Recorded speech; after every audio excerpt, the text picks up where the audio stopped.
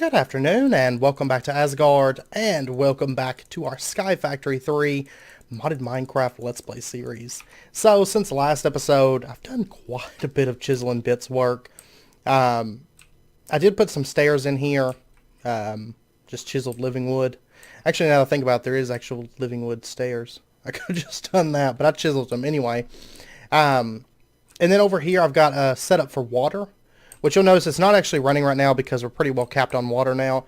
But the other day when I got on, we had drained out all the water making steam. So I was like, okay, we got to do something to speed that up.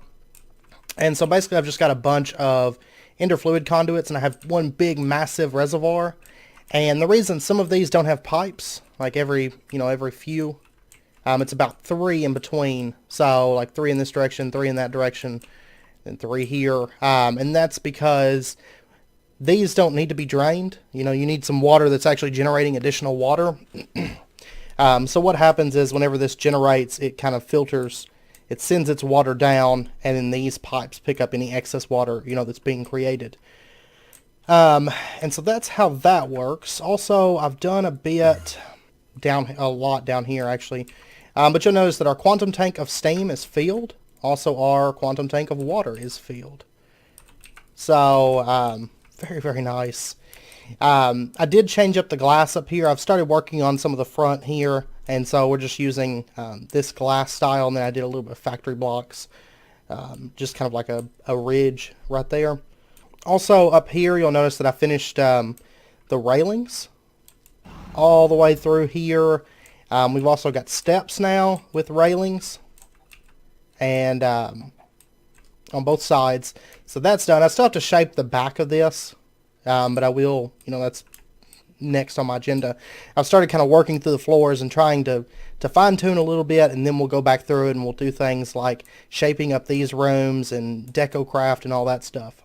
And that's the majority of what I've been working on, is a lot of just chisels and bits work, little fine-tunes here and there, that kind of stuff.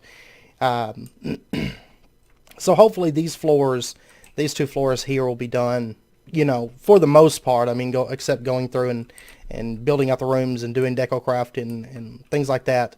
And then a lot of the fine-tuned stuff, I want to go through and put like some chiseled like piping and stuff like that through certain parts to make it feel like a real ship and whatnot. But anyways, and then I also have to still do all the glass and change out the side of this over here. So I've still got to go through and do all of that as well. But anyways, today we are going to be setting up a turbine and getting everything situated so that we can actually start producing power for our, through the use of our steam. And I've also got a bunch of capacitors made up here. So we will definitely put those to use as well. So if we take a look at extreme reactors, you'll notice that we have just a ton of graphite, yellorium, plutonium, cyanide, all that good stuff. So let's go ahead and start working on setting up our reactor. So we're going to need a few different things. The primary things, of course, being turbine housings, turbine glass, all that good stuff.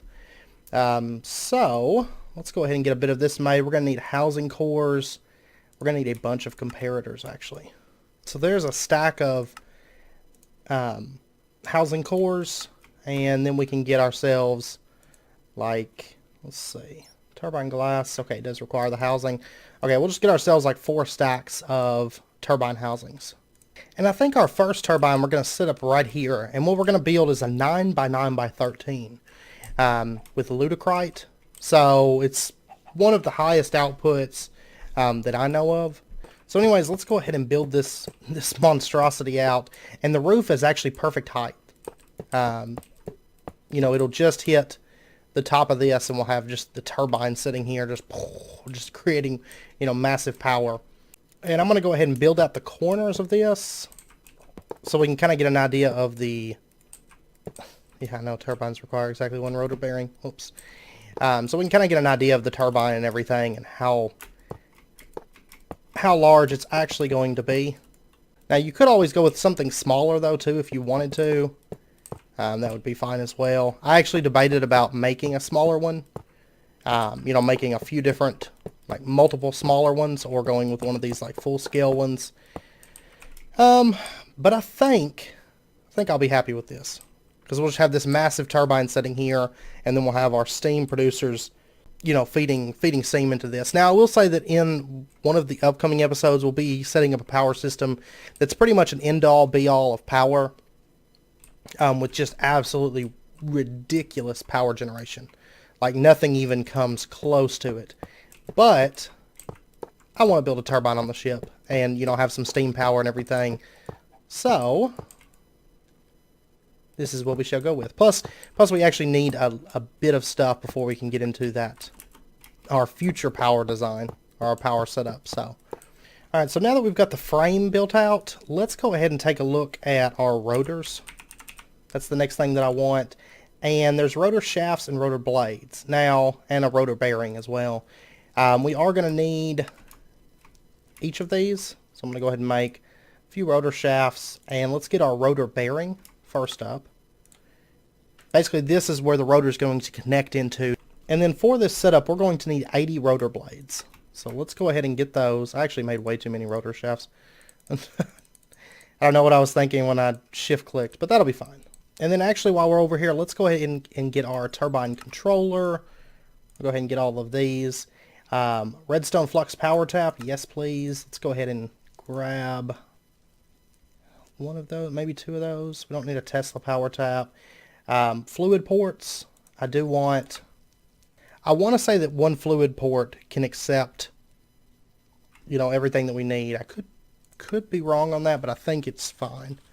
Alright, so the rotor bearing, let's go ahead and we're just going to stick this on the bottom here.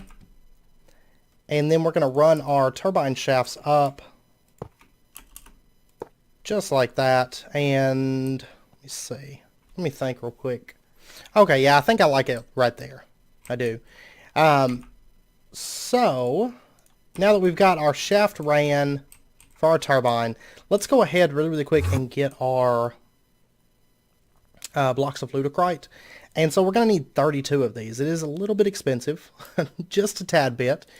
But let's go ahead and grab these. I mean, realistically, these materials aren't really anything to us at this point. And we'll go ahead and start setting up our ludicrite blocks. And so we're going to need basically 4 coils of this. And they need to run around the rotor shaft. And I'm going to put them down here on the bottom with the bearing on the bottom. Because if you're standing up here, I want to be able to see down inside of it. Where this is more of like a working floor, this is like, I guess you would say like an overseeing floor. So we can kind of look down and see everything that's going on down there. So I do want to be able to see and not have this ludicrite blocking our sight or anything. So we'll go ahead and just run that up like that. And then our rotor blades. And for some reason, whenever you first start putting them on here, they look, sometimes they'll look, okay, there we go. It fixed it. Usually I do like a 7x7 turbine is what I tend to do in the past.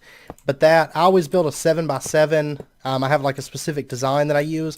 But that's because generally I hook turbines up to the boiler from Railcraft. I absolutely love boilers plugged up to turbines. They're great. Like, and a 7x7 is like the perfect design to use like just the right amount of steam and whatnot. So generally I use that. But we'll go ahead and bring all these out by 3. And then these bottom ones, we'll just bring these out by 2. And that is our monstrosity turbine up there. Alright, so next up, beneath this is where I'm going to put the like power taps and all of that. So there's our rotor bearing. Let's see, redstone flux power tap. We're just going to stick this on, we'll just put this on like right here, I think. And I may end up adding additional redstone flux power taps. I don't know for sure. But I think one will be able to pull enough because I'm going to use Draconic Evolution to pull the, pull the power from it. So I think it'll be okay. And then our fluid port, let's go ahead and we're just going to plug up our fluid port right here. That is like right there. Basically that's going to inject the steam into the turbine itself. And I just want it over here because I just want to plug it up with our refined storage system to have it export. And then our controller, I think, I don't know if I want it up here, like have access to it up here. I should probably put it down here, right? So we'll put our controller just right here. So, okay. And now we just need to fill in the sides of this. I'm just going to put solid glass around here. Which, actually, I might do some turbine housings just to kind of break up the monotony of just having glass. And kind of make it look like it flows a little bit better. Maybe something kind of like that. I don't know. I might even put... yeah, maybe something like that on the sides. Just to kind of give it a little bit more structure to it. Because I don't want it to be just too plain box looking. Alright, maybe something like that. I quite like it. I've noticed that those squid, when those squid get in there, I've got to set up something. We may actually do that this episode, because this won't really take too long to set up, I don't think. So we may just really, really quickly throw something down to stop the squids from spawning as well. Because it drives me insane, because when they're in there, it makes that really loud, like fizzing sound. And it'll drive you a little bit insane. Man, this is a super turbine. I love it, though. Okay, that's absolutely driving me insane. We've got to fix that. So let me pop on over. And basically what we want is an aversion obelisk. Okay, there's our aversion obelisk. Good stuff. And then I need a soul vial. And we just have to catch a squid in the soul vial, which I think these would probably be the best ones to capture, right? Okay, there we go.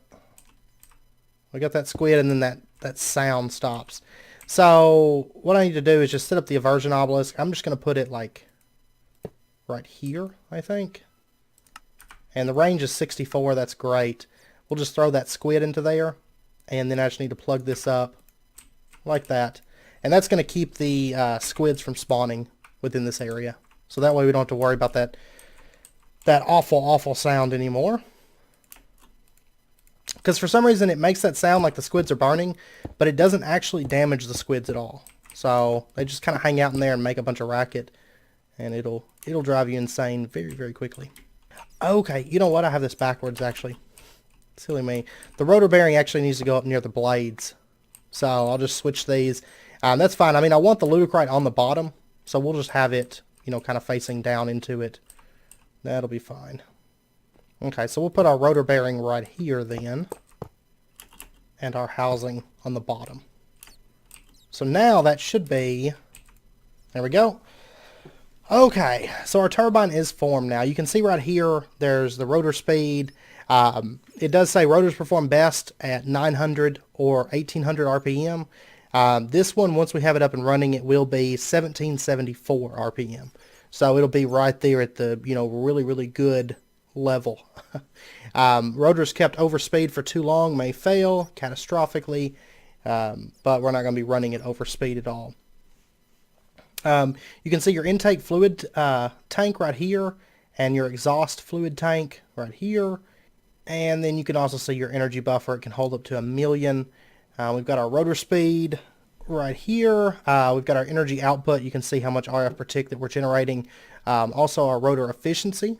So rotor blades can only fully capture energy from 25 millibuckets of fluid per blade. So we are going to need, for this setup, it's going to take a full 2,000 per tick, 2,000 millibuckets per tick that we're going to have to be generating. And you can see right here, we've got it set right now to 2,000 millibuckets per tick. So that's great. Let me grab like an exporter, and we'll also snag a bucket of steam. Which I always love those buckets of steam because they have, you'll notice the bucket is upside down. Let's see. So we'll put our exporter just right here, and we'll go ahead and set this up for fluid mode, export the steam, and then we'll just connect this cabling up. I want to say that with stack upgrades and everything, but this should be okay. Let's see, is it exporting steam? Yes. We have 4,000 millibuckets of steam. Before we get this started, though, I do want to go ahead and get some stack upgrades because I know that we're going to need them. No way around that, because this is going to have to be outputting a lot of steam. But I do think one exporter should be fine with the 4 stack upgrades. And then let's also get Draconic Energy Relay Crystal. And we'll just break it in half, get our IO crystals. And we'll plug this into the bottom where our energy port is. Connect that up. Oh, it crashed the game. Okay, I'm logging back in. It didn't crash the server, so I'm hoping... Okay. Seems to be good. Alrighty. And now we should be set, I think. Okay, let's try this out. Let's hit start. Alright, so we're going to set it to here. You'll notice that the RPM is building up. Basically, this one is set, so the induction coils are running. This one's set, so it's accepting the fluid and everything. And then this one's set to start it up. But you'll notice the energy buffer is building up. I mean, it's staying tapped on steam right now. But these blades are actually starting to spin up. They are going to take a little while to hit full RPM. You'll notice it does take quite a while to do that. And this is producing steam now. It will build up, but if you recall, this thing will produce, actually now that I think about it, this produces, what, close to 4,000 millibuckets per tick when it's running at full speed. So realistically, this one, a heat exchanger, could almost run 2 full-size turbines. Okay, right now we're up to 125 RPM, steadily building up. You'll notice right now, I mean, it's not actually generating any positive power for us. But we are getting the RPM built up, which is what we really want to go for. Okay, actually I think this could accept more steam than what we're giving it. Because that's not really keeping up on steam. So let's give it, let's do another exporter, maybe 2, possibly. Okay, I actually ended up giving it 4 exporters and fluid ports. So I'm hoping that with this should be enough steam to really get it up and running. Okay. Yeah, it looks like the RPM is actually building up much faster. But anyways, I'm going to let this charge up for a bit. It's up to, over 600 RPM, but like I said, it's going to get up to about 1774. So I'll be back in just a few minutes once this gets up to full speed. Okay, welcome back. So it's gotten pretty fast. It's at 1558. It's still steadily rising. Okay, it was just locked up. Yeah, see, I mean, it's steadily rising. It just takes a really long time to get up to full speed. Like I said, full speed, it should hit 1774 rotations per minute. But anyways, it's getting there. As of right now, it's producing 17.9 thousand or 18,000 RF per tick. It will end up hitting about 27,000 if I recall correctly. Because keep in mind, the closer you are to the 900 or 1800, the more RF that you're going to see. And of course 18 generates more RF per tick than 900 RPM. But anyways, I was thinking, I don't know, what I might do, just to do it pretty much, is maybe put 2 turbines in each of these like turbines on the side of the ship. Maybe. Because I think it would look good, have it kind of behind these windmills, maybe. Have those over here because this is actually 9 wide. I made it 9 wide originally because I was planning on putting the turbines, but I've also thought about putting Draconic Storage multi-block, like energy multi-blocks inside of there. But I think what I would do is I'd put the turbines, like 2 each, in those turbines on the side of the ship. And then we'll put our energy storage multi-blocks maybe down here or something. I don't know. Let me know in the comments what you think. If I should put the Draconic Storage multi-blocks inside of here. I think I'd actually have to make them a little bit bigger, though, if I did that. Or just put those in the bottom of the ship, I think. Because that's one thing I was debating on for a while. I thought about putting the Draconic Storage multi-blocks in here or at the bottom of the ship. or in the sides of the turbines, but I don't know. We will be setting that up probably next episode just to give us that power storage. But anyways, since that's up and running now, and it's running at a fairly decent speed anyway, let's go ahead and set up some more of these vibrant capacitor banks, and we'll just run them back from here, I think, and see how far we can get with these. Oh my gosh, that's going to drive me insane. The vibrant capacitor banks were pretty much just set up as kind of like these huge vibrant capacitor banks were kind of just set up as a, like, oh man, look what we can do kind of thing, I think. They're not for like our long-term power storage, because of course the Draconic multi-block is going to house a lot more power. I think it's what, 2 trillion, if I recall correctly. Right now this is up to 110 billion that our vibrant capacitor banks can store. I think once it's fully built, because this side over here hasn't even been set up really, minus just the front covers, but I think once it's all said and done, it's going to store like 250 billion or something like that. It's going to store a lot. So we should be generating, I should think we would be generating more than 5,000 RF per tick if everything's running.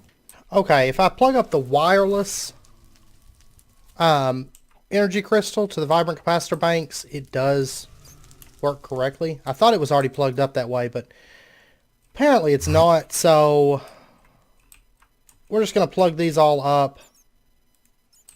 Oh, well, that crashed the game. We should be, I mean, we're generating more than that. So I'm trying to sort out the reason as to why it's doing that. Let's see, but it should be pulling the power. Well, it's still staying at 1 million. I don't know. I've still got to sort that out, why it's not pulling the full power into those vibrant capacitor banks. I mean, I guess it doesn't really matter. I mean, we're still pulling in an absolute ton of it. I mean, maybe this is just trying to handle too much. I may end up trying another wireless energy crystal or something like that, but I'll get it sorted and you know, come up with something, you know, hopefully by next episode. And it could be something with vibrant capacitor banks. I don't know. But anyways, I mean, we got our turbine up and running. It's almost up to 1,600 RPM. It just takes a really long time to build up. Longer than I remember, but by the time I log off and come back on, you know, with it being on a server, it should be fully built up. So, like I said, next episode we're going to work on the energy storage multi-block, I think. Unless you guys would rather do like start Blood Magic or Britannia stuff. I mean, I don't know how seriously I'm going to get into Blood Magic or Britannia, since I don't really feel like we need them too much. But we'll see. So, if you guys want to see that instead of the Draconic Storage multi-block, let me know down in the comments.